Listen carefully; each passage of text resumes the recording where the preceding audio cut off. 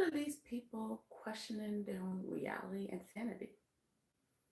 Workplace gaslighting.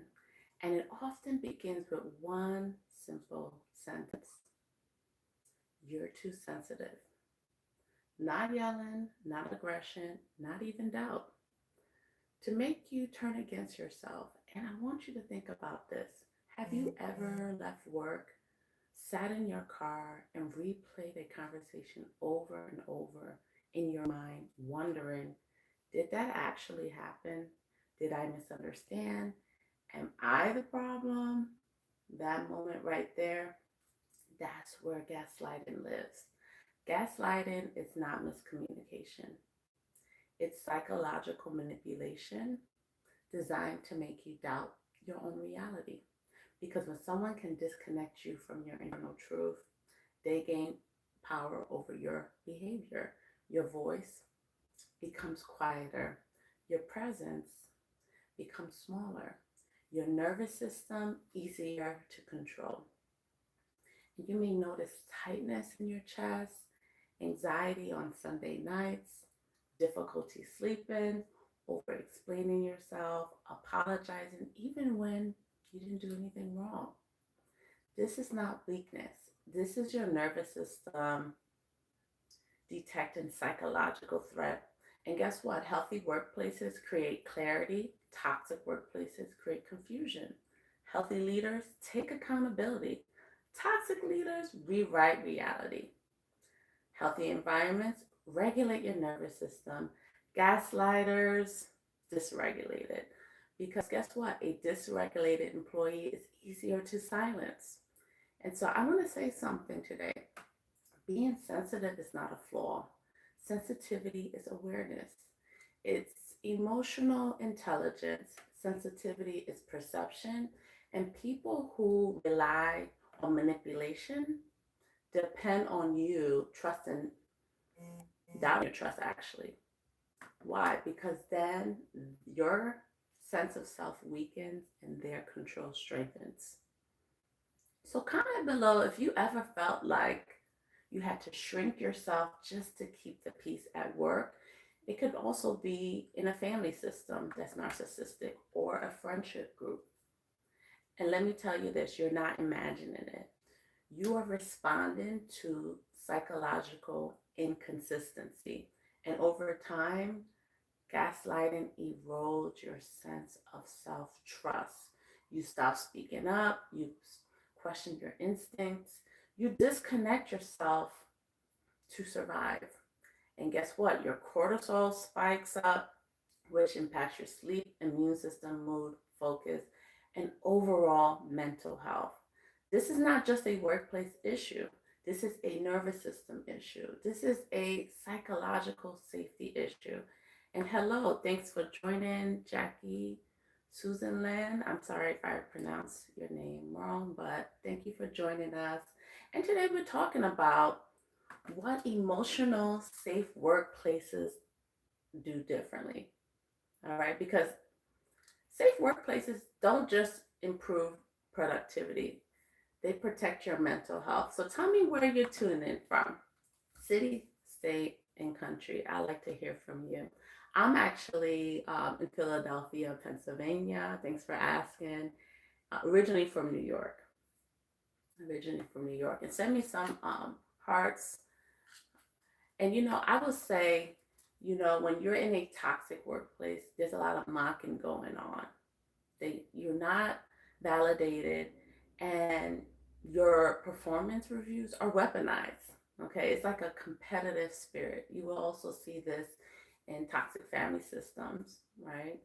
So it's important for us to create some psychological safety where you can ask questions honestly without fear of humiliation or retaliation. All right, thanks for joining. Oh, I see the flags. Awesome. All right. And you know what? You're not overreacting. Safe leaders clarify. They don't confuse. Safe leaders, guess what? Regulate themselves. They don't project their instability onto others. And safe workplaces also encourage open communication. communication, address conflict directly instead of avoiding it, take accountability when mistakes happen. Okay, this is important. When you don't hear I'm sorry, that's not a good sign, right? Because it's important for everyone to feel emotionally safe. This forces creativity, collaboration, and innovation. But when employees feel psychologically unsafe, guess what? Our brain shifts to survival mode. And that's not where we thrive, guys. Okay, that's not where we thrive. Hey, I wish. Healing begins when you reconnect with your internal truth, not the version or events. Your body keeps a record, okay? Your intuition keeps the signal. So I'm going to give you 5 powerful journal prompts to help you to reconnect, all right? And this is my feeling pillow. This is great to help you, give you more language. So if you Google the feeling wheel, you'll get this diagram. You can save it as a screensaver. It's really great for kids and teens as well. So you can always watch the replay if you can't catch all these prompts. But ask yourself, when do I feel the most psychologically unsafe at work? What physical sensations show up in my body? Okay. And when did I begin doubting my instincts? When did I begin doubting my instincts? What would I tell a friend experiencing this exact situation? So comment below if you want me to complete a workplace gaslighting recovery book. Hi, I see. Welcome. I see more people. Yes, I have a little cold. I'm in the Northeast, so we're supposed to get more snow, guys, this Monday. So bear with me if I sound a little nasally. That's because we're dealing with cold weather, and sometimes it varies. You know, one minute it's like 50 degrees, next minute is 10. All right, it's not fun, but hey, what can you do, right? So additional resources to support you in your workplace, you can go to Psychology Today, Mayo Clinic, National Domestic Violence Hotline, because psychological abuse is real abuse, even in professional environments, guys. And I want you to remember this truth. Gaslighting only works when you abandon yourself, all right? Healing begins when you return to yourself. So it's important to stop asking, what do they think? And start asking, what do I know? What do I know? You're not too sensitive. You're aware. And awareness is powerful. So comment below if this live so far has validated something you're feeling, because this is a place where we talk about narcissistic systems. And if you're new here, my name is Jenny Gaston, licensed professional counselor. And then on this channel, I talk about all things mental health, whether it's anxiety, trauma, depression. I also talk about perimenopause for you women who are in your mid 40s and 50s, or men who are trying to understand your partners who are experiencing perimenopause. I have a whole playlist, okay? But today we're talking about workplace trauma. And I want to give you some general journal prompt that you can use for any stressful situation, not just workplace trauma, okay? Not just workplace trauma. And so you can go ahead and grab your notes. I like to use a notebook to journal, but I also like to use my phone, okay, because it's password protected. And I have some strong readers in my house, okay? I have middle schoolers, so all my juicy stuff stay on my phone. So the first prompt I'm going to give you, and these are 6 cognitive behavioral therapy prompts proven by research to be effective in helping you manage stress and frustration. So the first prompt is what happened. So recall your week and ask yourself, what happened? This happened, that happened, and so forth. Maybe you might say nothing, seriously happened. I had a calm week, but something was off. I was triggered. So perhaps you ask yourself, 1B, what's my trigger? A trigger can be very subtle. Thanks for the love. It can be, you pass by a restaurant that reminded you of someone you miss, a loved one that passed away. That can be a trigger. Even a scent can be a trigger. Number 2, how do I feel? How do I feel? A lot of times I ask my clients, how do you feel? They intellectualize, they analyze. So we have to go back to the feeling chart, right? Like, when you go to kindergarten, they have the emoji chart on the wall. Kids can tap into their emotions, but when we get older, we suppress it. But it's important for us to, because just like when you have too many tabs open on your computer and it lags, sometimes our emotions that we're not dealing with, we're just lagging throughout the day. We're feeling heavy, but we're not sure why. We have to unpack these feelings. So, prompt number 2, document how you feel. And sometimes you have mixed emotions more than one.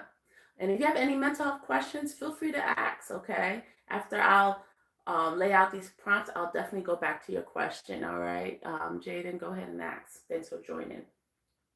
Number 3, what are my inner thoughts? We think thousands of inner thoughts to ourselves each day, but guess what? Many times we don't acknowledge them. And inner thoughts typically fall into 3 main categories. How do I view myself? Are you hard on yourself?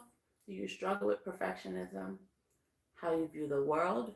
Do you view the world through rose-colored glasses or gray-colored glasses? Trauma has a way of affecting how we see the world. Or how you think others view you. Do you struggle with people pleasing? Is your reputation so important that you lose sleep over how people view you? That's probably, if that's you, where you camp out. Now, you don't have to hit those 3 categories. These are just examples of internal thoughts. All right. Let's go to prompt number 4. This is where I say the mental push-ups come in. Okay. You want to ask yourself, is there any evidence to support these thoughts? Why is that important? Because when I say evidence that can be used in a court of law. Hello. Thanks for joining. So did I see a screenshot? Did I see an email? Did I hear this person say this? Because lots of times what happens is we are dealing with thoughts that are based on past fears, things that happen, our feelings. They're not based on the current reality. Okay, so it's important to step out and have a bird's eye view of your life and say, wait a minute. Yes, we want to acknowledge these feelings and thoughts, but we want to challenge them too. Do I have any evidence to support these thoughts? Thanks for sending some love, Jaden Rhodes. And then you want to ask yourself the opposite question. Is there any evidence to contradict these thoughts? That's prompt number 5. Is there any evidence to contradict these thoughts? And then the last prompt, number 6, is what did I learn from this process? What did I learn from this process? So let's say if you can journal using these prompts twice a week, I would say in about 2 months, you'll have it memorized, okay? And that's the goal, because if you can internalize these cognitive behavioral therapy prompts, then when you are triggered in the moment, instead of going to your default way of thinking, right? Because we have triggers and we usually respond the same way, whether it's adaptive or maladaptive. These prompts will be used as breakers, okay? And this will help you to envision a new way to respond. So instead of just react, it will slow down your response time, okay? And that's where growth happens. And so lots of time people think journaling is just busy work, but it does produce change if you're consistent with it, okay? So I like to use that analogy of a train. I'm originally from New York, so let's say if I'm taking the C train, right? The C train has a route, okay? Now, when I'm triggered, when I'm frustrated, I have a default setting. Maybe I withdraw. Maybe I lash out, right? So if I'm journaling a few times a week, and then when I'm triggered in a moment, instead of lashing out or withdrawing, these prompts will come to me rapid fire. I'll say, hold up, wait a minute, what just happened? How do I feel? What are my inner thoughts? Is there any evidence to support these thoughts, or is there any evidence to challenge these thoughts? Boom, boom, boom, boom. Okay, that is important. I always tell my clients the power of any tool is how often you use that tool when you don't need it. All right, the power of any tool is how often you use it when you don't need it, so that when you are in the need of that tool, it comes to you naturally. It's not like, okay, what did that lady tell me to do? Right? No, you have practiced it, it will come to you. And so this is a free resource I just provided for you. I hope you utilize it. And on my channel, I have tons of other tools like deep breathing, inner child work, tools for how to manage depression and anxiety. Because listen, we're all going through it. And as a therapist, I'm always the first to say I have a therapist, okay? I'm not going to sit here like I have it all together. Some people may appear like they do, but I promise you, they just hide it well. We all got issues, and we all have to process our thoughts and feelings. Because one thing I tell you about life, suffering is universal. We all suffer from time to time, whether it's grief and loss, losing a loved one, losing a job, experiencing hardship in our relationships.